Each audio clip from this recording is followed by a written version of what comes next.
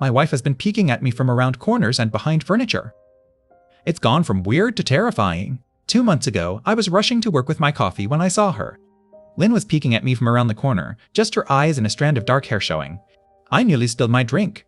She scurried away like a kid caught misbehaving, and I heard her laugh from the living room. I called her a weirdo and left. By lunch, I had forgotten about it. She was her usual self when I got home, kind, thoughtful, no nonsense. We never mentioned it.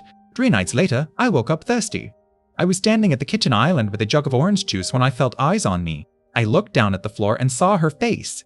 Lynn was peeking from the other side of the island, grinning wide, eyes unblinking. I screamed out of pure fear.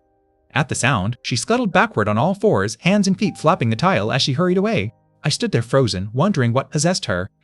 It took me a long time to go back upstairs. When I got to the bedroom, Lynn was lying on her side, breathing deep and slow. I watched her for a while, sure she was faking. She didn't move or flinch. I clanged in bed and she stayed perfectly still.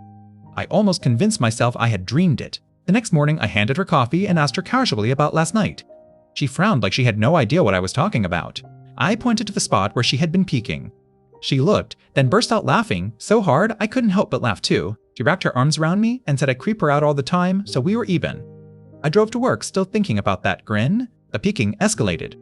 I'd find her behind the couch, peering through the living room curtains, always that same wide grin. Once she was peeking through the drapes, barely visible, just her eyes and that strand of hair.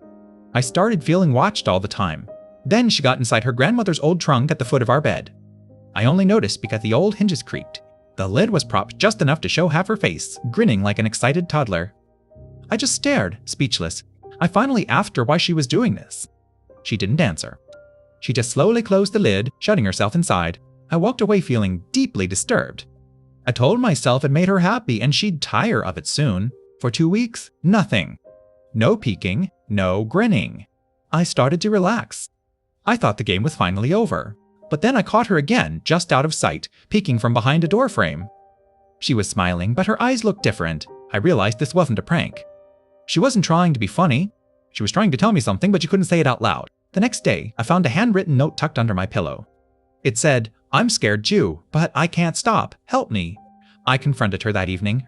She broke down crying and admitted she'd been having intrusive urges, a compulsion she couldn't control. We saw a doctor the next week.